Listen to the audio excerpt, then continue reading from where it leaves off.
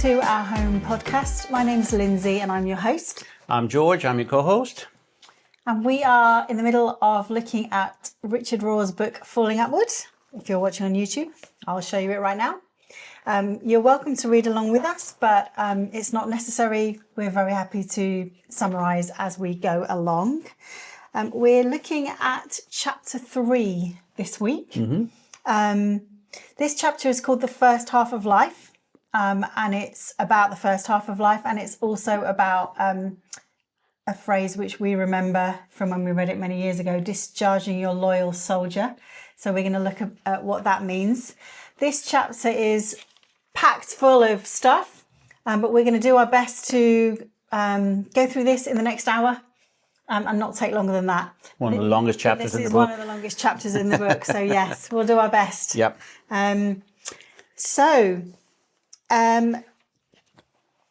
At the beginning, Richard makes the point that we need strong containers for our first half of life in order to hold what is going to come in the second half of life, the contents, the stuff that really matters.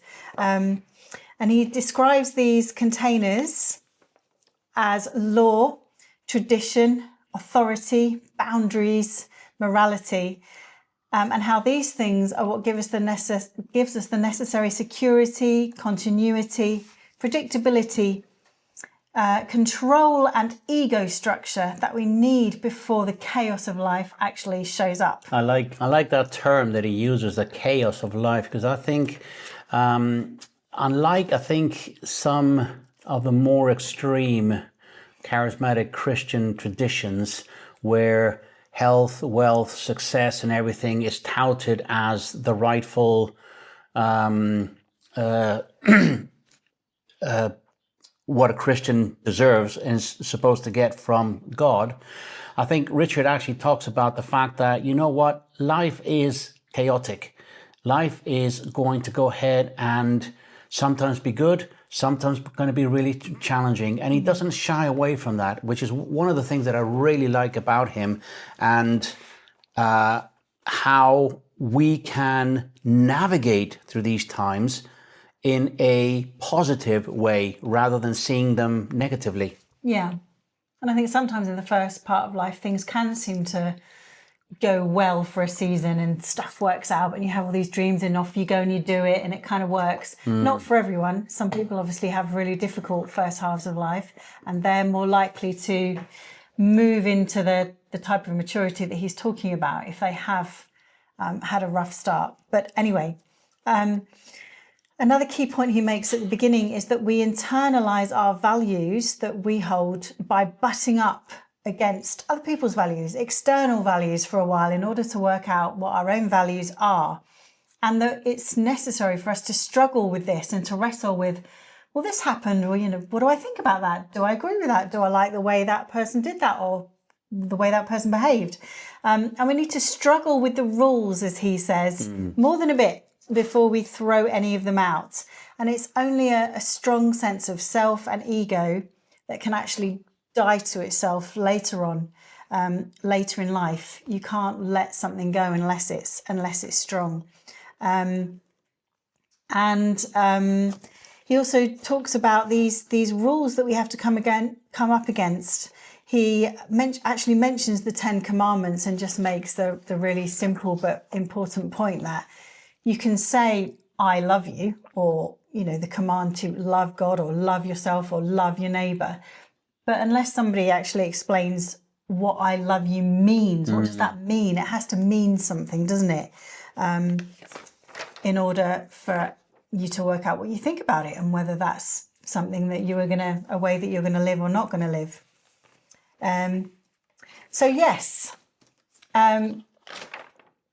Sorry, there we go. Just getting lost on my pages there for a second. So just very quickly, limit situations is the phrase that Richard uses, that we need limit situations growing up in our first half of life. And by that, he's talking about the rules and the boundaries that we've just talked about. But the essential idea there is if our ego, if our selfish selves are allowed to be completely in charge, basically our egos will take over.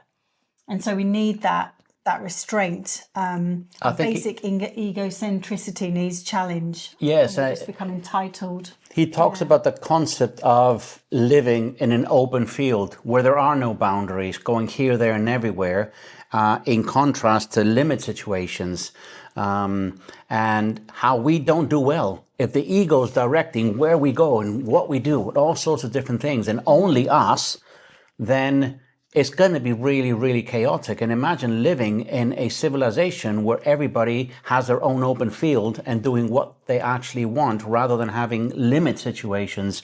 And he uses a term in page 20 that you are tutored by limiting situations.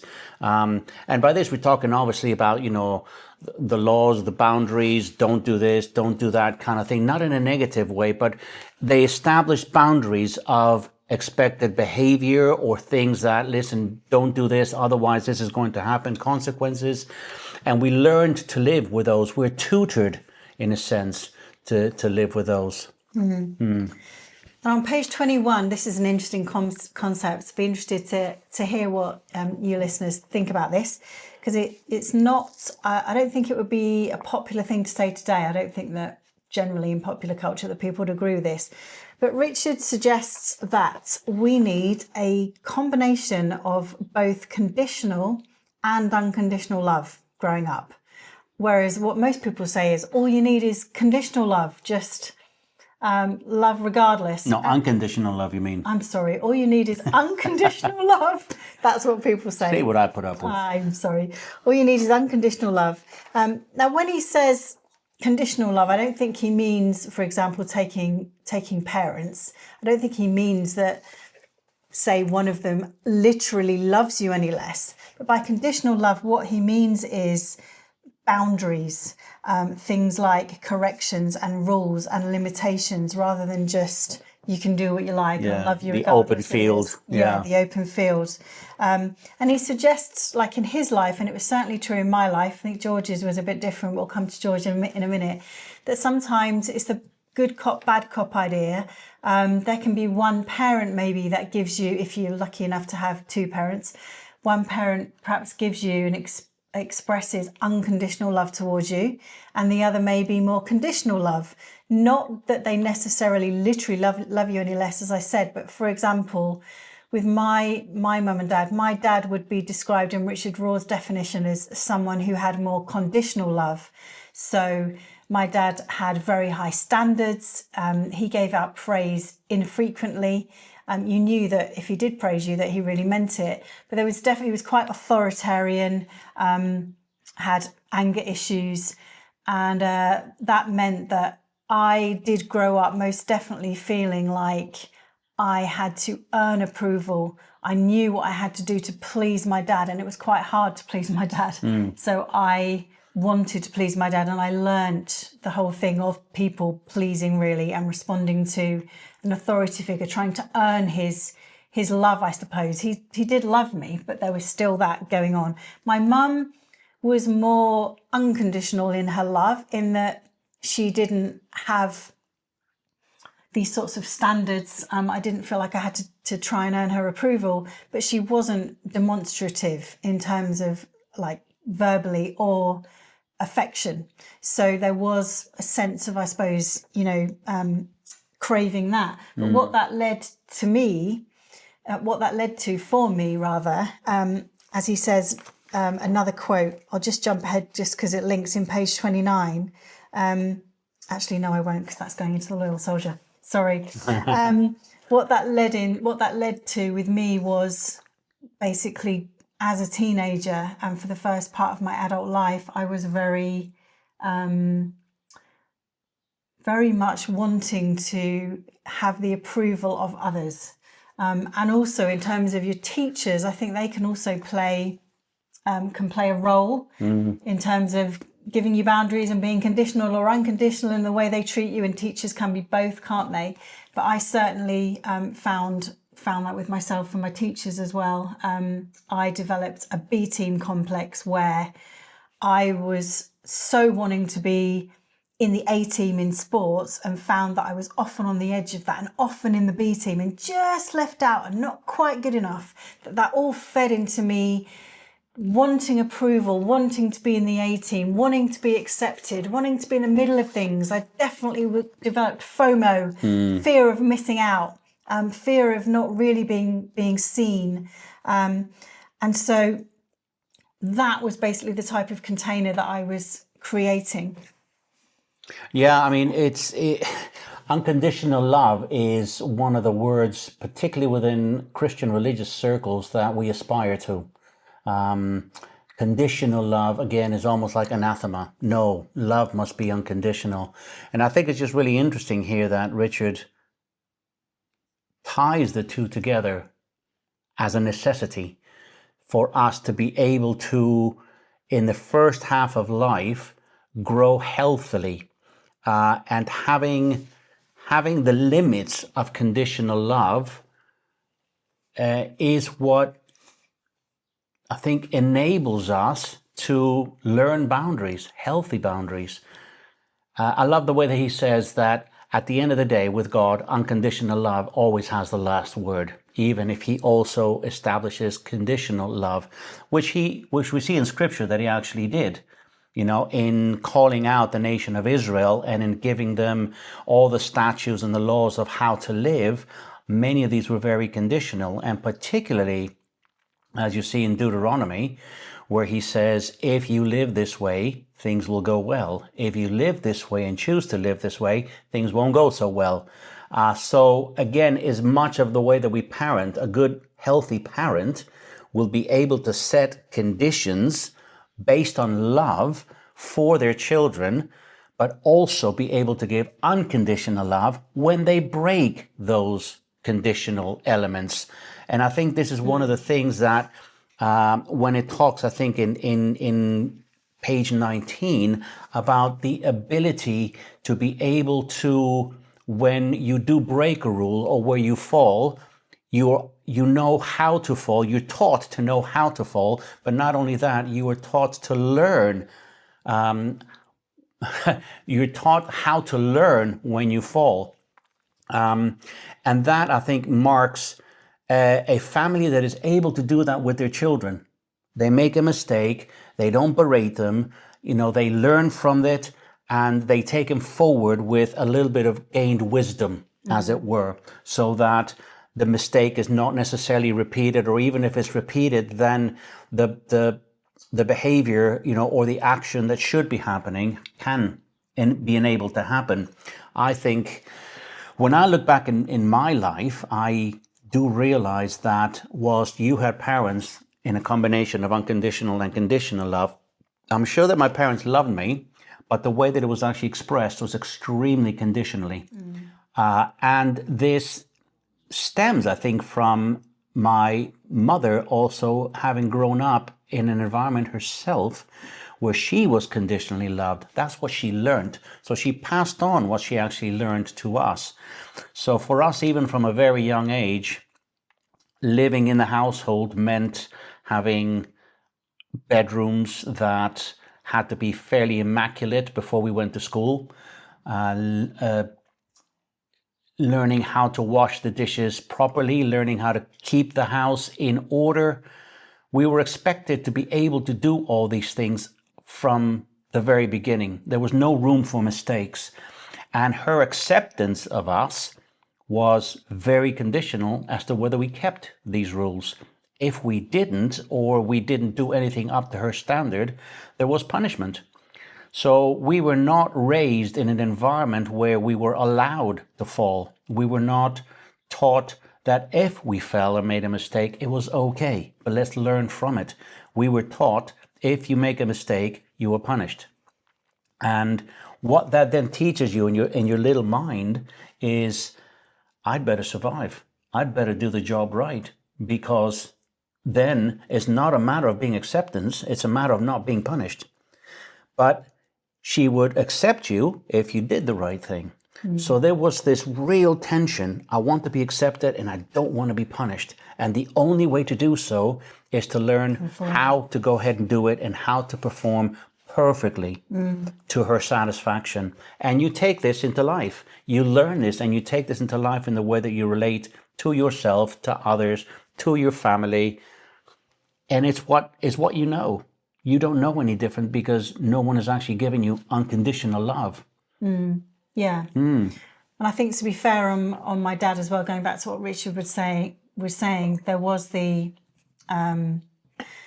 earning approval and the authoritarian kind of behavior. But as Richard says, there were a lot of also really good boundaries. When your parents teach you that you have to get up and go to school, and if you've got a cold or you're just feeling a bit under the weather, well, no, sorry, you can't just take days off school when you want. Just grow up, get over it, and go to school. And those sorts of boundaries, working hard. There can be too much or too little praise given, as was the case with my dad.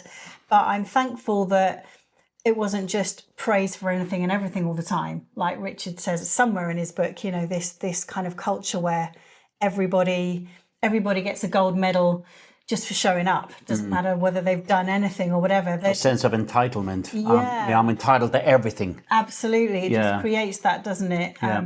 And that's not healthy or helpful either, because you don't learn how to live in the real world and how to take on values as a human being. You don't learn how to cope with failure, because if someone says no to you, you explode. What do you mean no? It's my right. Give it to me. It's my entitlement. I'm entitled to something like this. And again, and you don't learn to work hard for stuff, and you don't learn to show up when it's tough, and all of those things. Yeah. So I think that's what he's saying, that you need these limit situations. Our ego, ourselves, to be healthy, need these limit situations. Well, it's interesting here in page 21. He says, for any of you who might think this is just all religious moralizing, I offer the wisdom of Erich Fromm. In his classic book, The Art of Loving, he stated that the healthiest people he had known, and those who very often grew up in the most natural way, were those who, between their two parents and early authority figures, experienced a combination of unconditional love along with very conditional and demanding love. Which I thought was very interesting. I had very conditional, demanding, and punishing love is what I had. That extra bit that was actually in there, which was not good. And I think this is one of the reasons why, for a long part of my own life, I wouldn't have said that I fitted into that healthiest and happiest group of people who grew up in that kind of household. Yeah. Yeah. No, I would agree with that. Yeah. Same for me. With a dad who was very authoritarian and could fly off the handle at times and be very abusive and whatever. You just develop ways of being to avoid that. And the whole trying to earn approval and all the rest of it. I think later in life, you have to learn what you're going to do to overcome that. Yep. Which is kind of the second part of the chapter, really. But it is also just worth saying that even though a degree of rules, boundaries and authority are good, Richard also makes the point that abuse of rules and authority, dominating leaders, fundamentalist thinking, has done untold damage. So that's the other side, isn't it? You can have no boundaries and you develop entitled people, narcissistic people, very egocentric people. Then you have a lot of control and rules and authority without love, and grace and kindness. And then you can get people who are they've been abused, and that's really not a good place to be either. It's interesting though, because here in 22 it follows, right, people who have not actually done first half of life well. And this is a line that really, really struck me. Those who whine about parents and authority for too long invariably remain or become narcissists themselves. That is, using our victimhood as our identity, our ticket to sympathy, and our excuse for not serving. And sometimes you have these moments of clarity where all of a sudden you see things and it's like, wow, that's me. And for the longest time, I was the victim of my mother's upbringing, and that would be my excuse. That was my excuse. Whenever there was controlling behavior or anger issues or whatever, with you, the boys, sometimes other, and things settle down, my excuse was, oh, it's the way my mother brought me, and I sort of took those things on. It's the way my mother is, the way my mother is, the way my mother. And it became my crutch, in a sense. It's like it says here, using our victimhood as our identity was our ticket for sympathy and our excuse for not serving, our excuse for not changing. And recently, I was watching The Shack for the third time. Wonderful film, but there was this one scene in which God the Father leads, is it Mick? I forget the main, Mac. Yeah, Mac, to a field where he meets his father, who was an abusive father. He did, bad, not very good experience growing up, and he didn't want to. But in it, what we see is that the father did the best that he could. And it really struck me because I was alone in the house. Linz was in the UK at this time. And I really felt that somehow God blindsided me with that one. He was basically saying to me, I feel, stop using your mother as a victim. The way that I see her, I adore her. I love her. She did the best with what she could. She did the best with what she understood and she had at that time. And it really broke me. When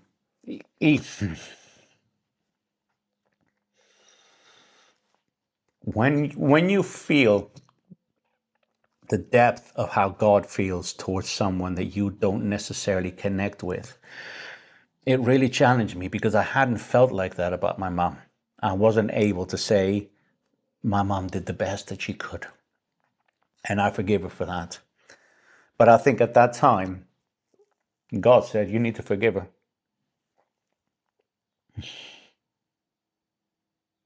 Sorry.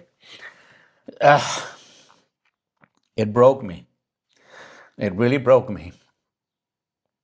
And I've never seen my mom the same since. I no longer say it was my mom because I had choices. I had choices to step off that victimhood all throughout, but I chose not to. It became my excuse for not wanting to go ahead and actually deal with the issue that I was not my mother. And even though she did the best, I reproduced what she gave me. And it really broke me as well that I was actually using that as an excuse and refusing to grow, because it meant that I was still living in that same way towards Linz, towards the boys, towards others, and I was not moving outside of that. That happened in October last year, and I can say that it was transformational in giving me freedom to discard and die to that victimhood excuse that kept me tied in to such behavior. Wound identified. That wound, the phrase he uses, which is a really good one. Wound identified. Yes, yeah. Wound identified. And if you, the last podcast that we had about the hero's journey, was I expecting that to become an issue? No. Again, it's almost like there was a deeper river running in there where forgiveness had to happen. I now see my mom with love, with the fact that what she was trying to achieve, she did the best. She didn't achieve it. It was still a dysfunctional family, right? But her heart was in the right place. She just didn't know how to do it because no one had demonstrated to her what unconditional love and conditional love to her was all about. So she did not know how to give unconditional love. It's often the way, isn't it? It is, and it's a challenge. But again, this here, it just absolutely rocked me when I read it. And this is why, to me, some of the readings from Richard Rohr, I know that there's people, who probably, there's psychologists and there's this and there's that, but nothing ever really hit as deep as reading this here. So, like it says, instead of using the wound to redeem the world, as we see in Jesus, and many people who turn their wounds into sacred wounds and liberate both themselves and others. That was a secret wound for me. That was part of the journey. It still is a part of the journey. There are parts of me that are hovering in the second stage of life. There's parts of me that are still first stage. But, yeah, God is taking me to the right side. Yeah. Yeah. Anyway, that was quite powerful for me. It was. I remember it. It was. I remember it at the time, and you've recounted it 3 or 4 times since, and it still moves you to tears. It does. So it still does. It still does. Yeah. A big revelation, wasn't it? Yeah. And it's definitely brought even more change. Transformations can happen. Yeah. Liberate both themselves and others. That is so true. That is so true. When you see these things the way God wants you to see them, there really is freedom if you allow it to happen. Yeah, definitely. Reminds me of the famous quote again that we've mentioned before, probably in podcasts way back, that wounded people wound people if they are wound identified and don't allow transformation to come and healing to come, whereas healed people heal people. Yeah, that's how it works, isn't it? So if you hold on to it, that's what you're going to pass on. Yes. Whereas if you enter into healing, that's what you pass on. But you're so wounded that you don't allow yourself to identify with a wounded camp that wounds people. You just don't. There's an irony about that. It's almost like you put yourself in the I'm healed camp. Yeah, and you're not. You're a walking wounded person, but you just cannot see it. Yeah, you just cannot see it. Yeah.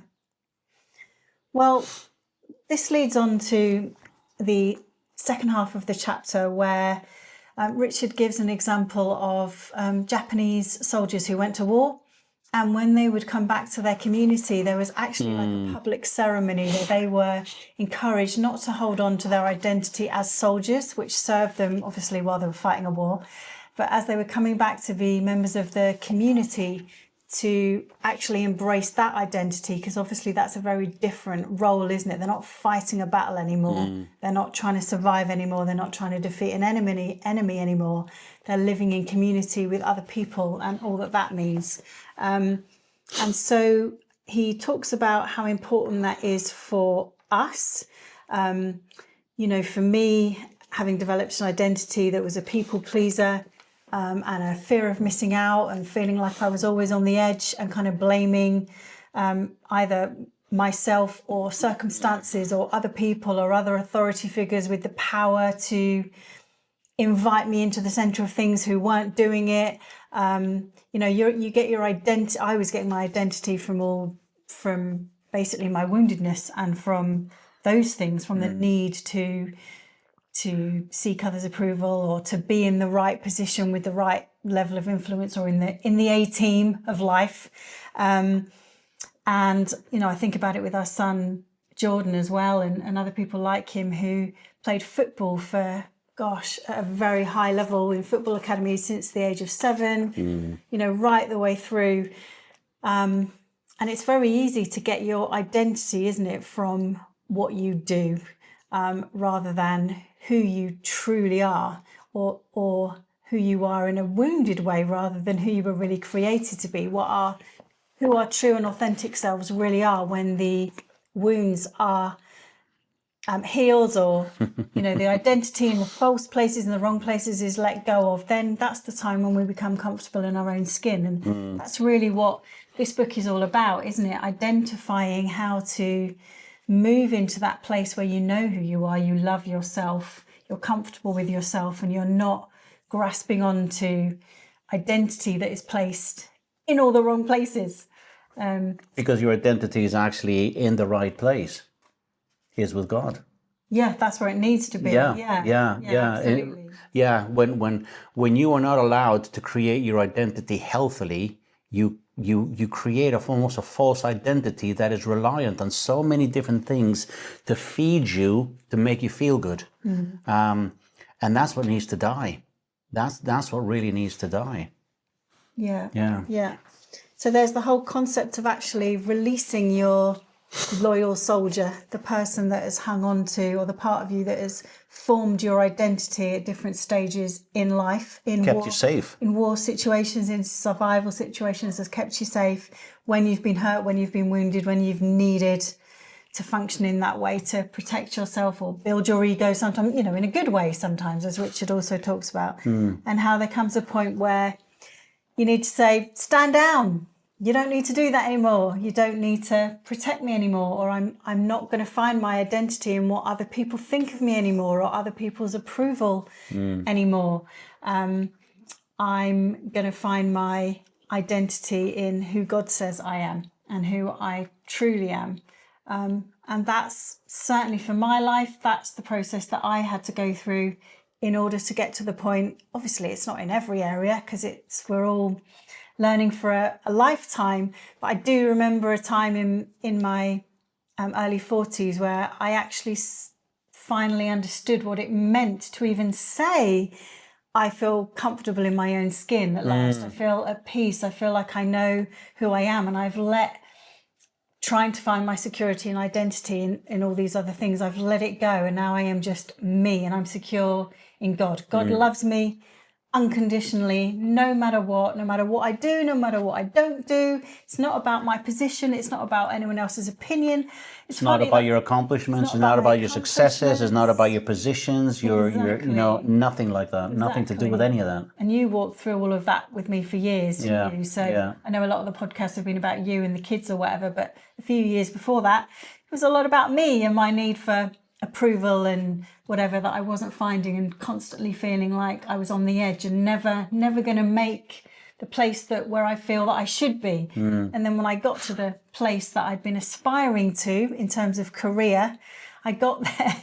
And because I'd just gone through this process of becoming comfortable in my own skin and letting go of all of this stuff, I got there and I was like, I don't want it. I don't need it. Is this it? Yeah, I don't really need this now. I could have stayed there. I didn't, various reasons, but it's the irony of that. It's interesting, the concept of the loyal soldier, because again, he outlines the Japanese culture that recognized that many of their soldiers coming home from World War II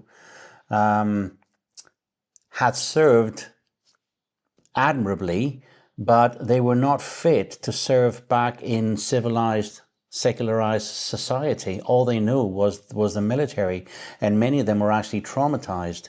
But they recognized that they needed to be able to go ahead and create the ritual through which the soldier was, in a sense, thanked for their service, and told how their loyalty had actually benefited them, but it was no longer necessary, and they could actually now be discharged from being a soldier, and helped to incorporate them back into society and become a contributing member in a very different environment that was not war-based.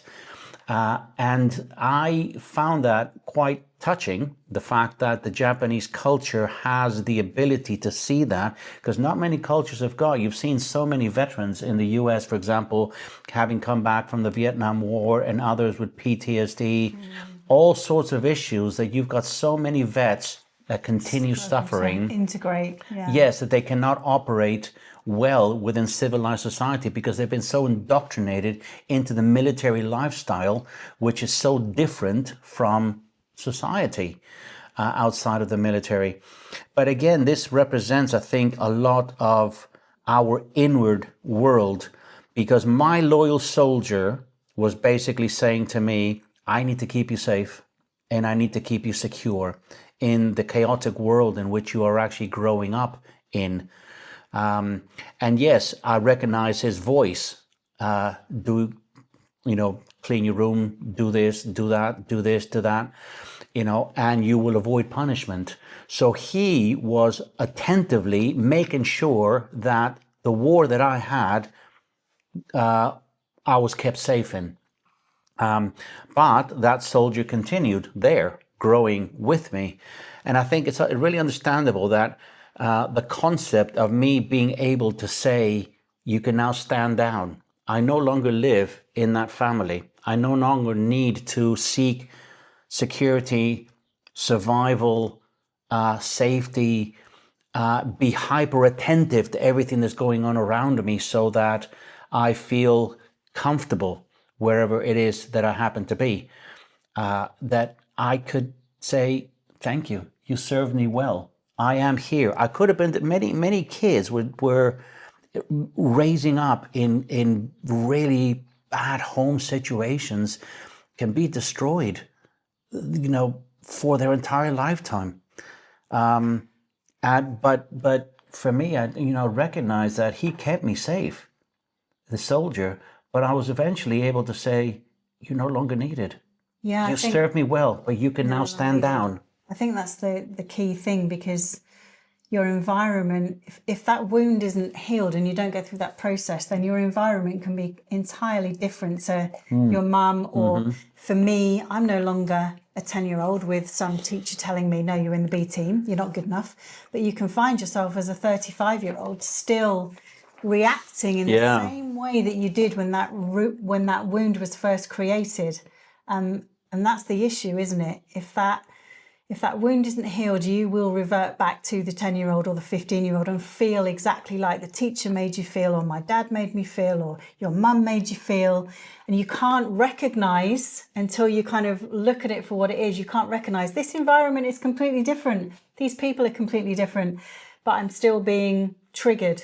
And I think what we found, I was just going to say, I think what we found in some church situations is, sometimes there was too much of an emphasis on, well, you got Jesus, just pray over that, it'll be fine, because it's not like you weren't aware of some of these things for years. But it's not usually enough to just have an event prayer like that and for it to be sorted. It needs more insight, more understanding. It's a process of healing, isn't it? It's a process of renewing your mind. It's a process of choosing not to respond when you get the trigger. It's an issue of, I'm going to wait 10 seconds and let this emotion die down. I'm not just going to jump in and react in the same way that my 15-year-old or 10-year-old child might have done. So, and sometimes I think church therapists are very good at explaining all that, but churches aren't necessarily very good at explaining. You can recognize the wounding, but getting the healing for it and recognizing the process of that, and that it takes time, is not always there. I think it's better than it used to be, but that's been one of the failings, hasn't it? It is. And yes, I think sometimes the church does not work well with psychology therapists. They're seen almost as competition, almost. Not only competition, but but it's almost because it's not Christian, it's not actually of God. So, and I think the church can also sometimes tend to err on the quick fix, the quick answer. Like you said, we'll pray for Jesus, we'll do this, we'll pray for deliverance, whatever the case might actually be. There you go, you're sorted. Isn't it crazy though? Because if you break your leg, you don't go to the Bible to find the answer. If you break your leg, we pray for healing. Well, yeah, okay. Yeah. But you also go to the hospital, go to the doctor and get a cast on it, and you have an operation. And it's just been so funny that with a lot of these emotional or mental health issues, again, it's just been pray for it. Yeah, of course you can pray for it. But to say it's not Christian, God's wisdom is in the world everywhere, isn't it? God's wisdom is in hospitals. God's wisdom and counsel is in psychologists. You can't say that the church is Christian and everyone else is secular. That's not true. This is why I really connect with what Richard actually says here, because he talks about tutors, mentors, elders who are there to be able to go ahead and guide us through, if you will, our PTSD. The issues from the first half of life, when the first half of life hasn't been done well, which I would say is probably the majority of adults in the Western world. The first half of life hasn't been done well. The values, the senses, the loyal soldiers that we picked up along the way, they need to be discharged. The values need to be died to. The narcissism that we still see that is very prevalent in Western society, the me first, is something that the people who are in second stage of life need to be there to be able to bring us along, almost drag us into the second stage of life, because they mentor us, they understand it.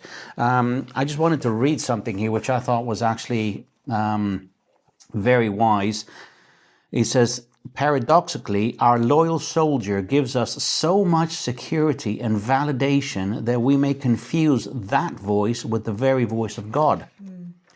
If this inner and critical voice has kept us safe for many years as our inner voice of authority, we may end up not being able to hear the real voice of God. Yes. The loyal soldier is the voice of all our earthly authority figures. Their ability to offer shame, guilt, warnings, boundaries, and self-doubt is the gift that never stops giving, but it is not the still small voice of God that gives us our power instead of always taking our power.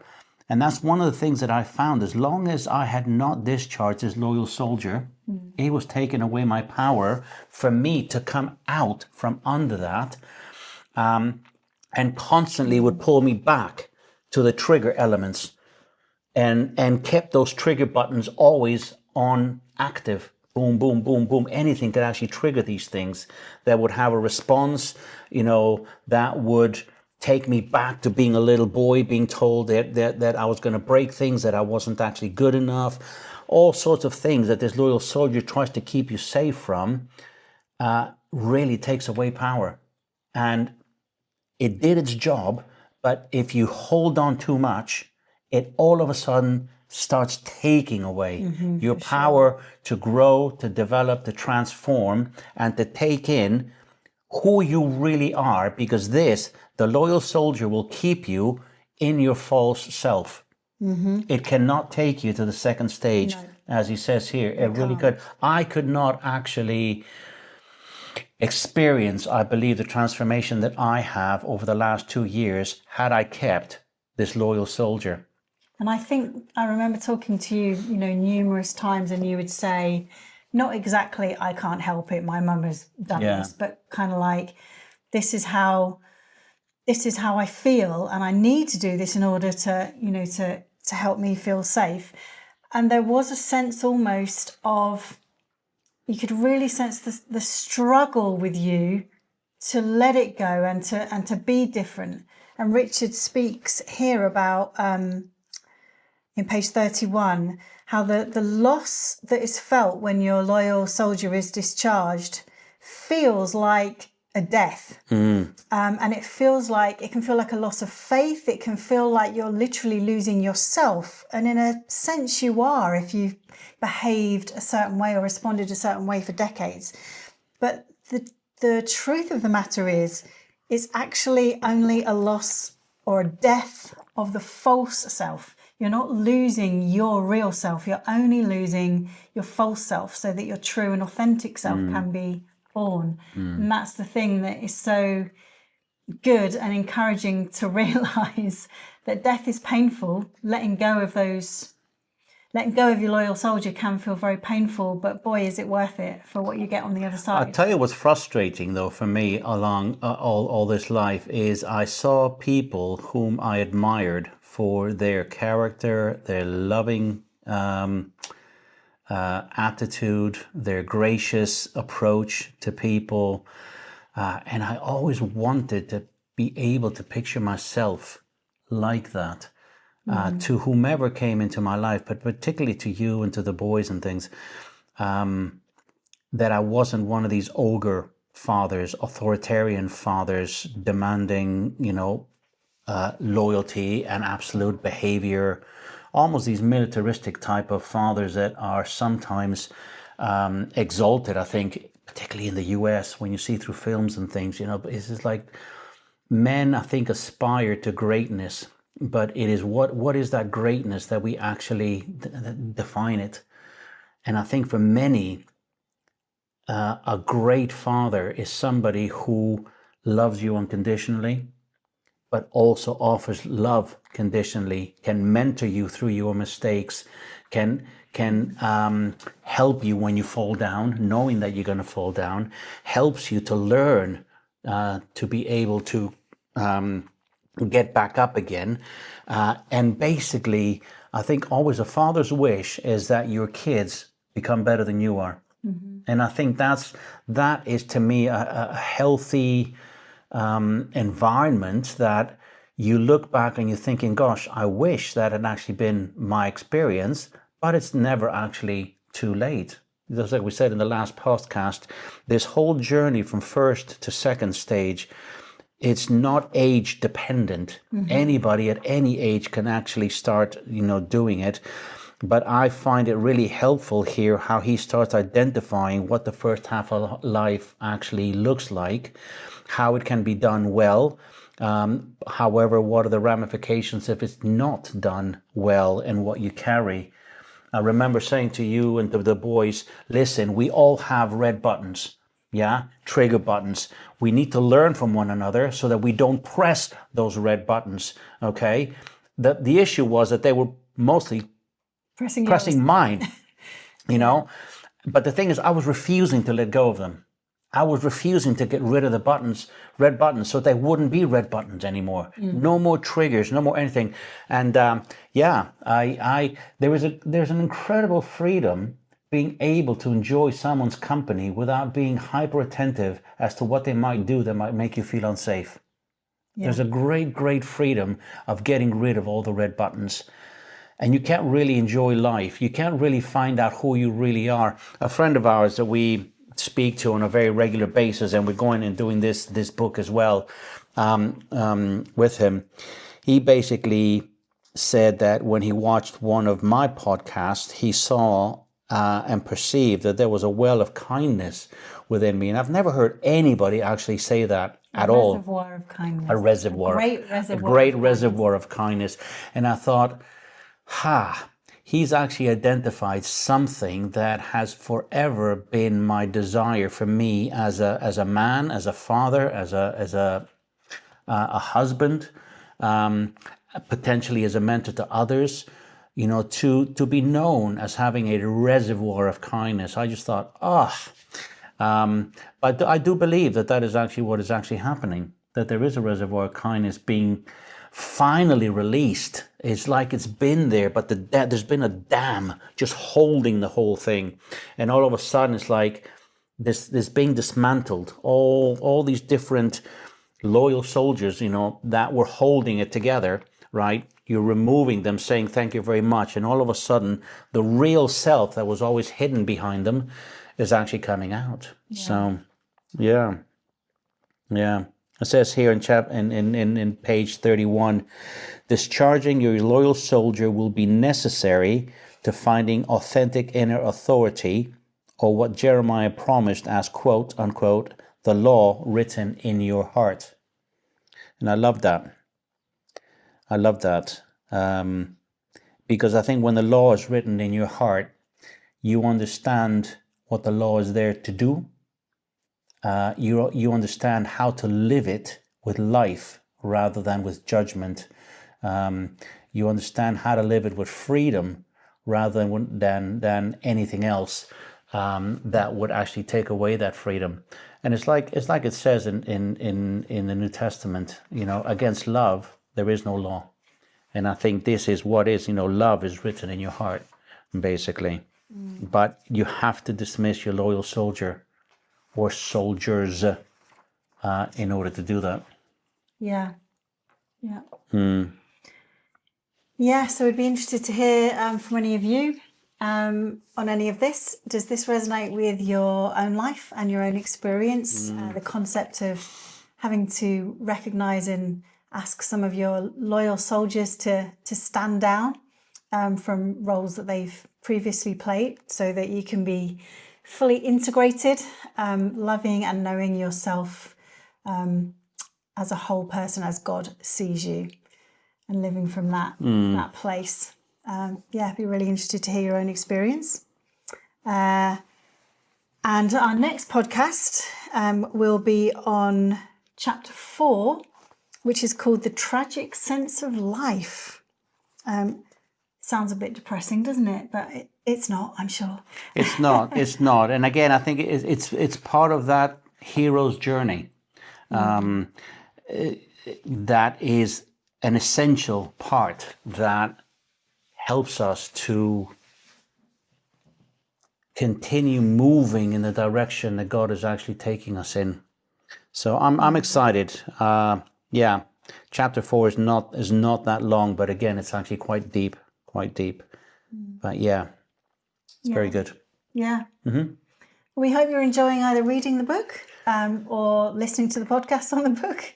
And we will look forward to being with you again in another couple of weeks. Once again, if you want to join our Facebook community, our home community on Facebook, please do. If you want to drop any comments on the podcast, please do, or get in touch.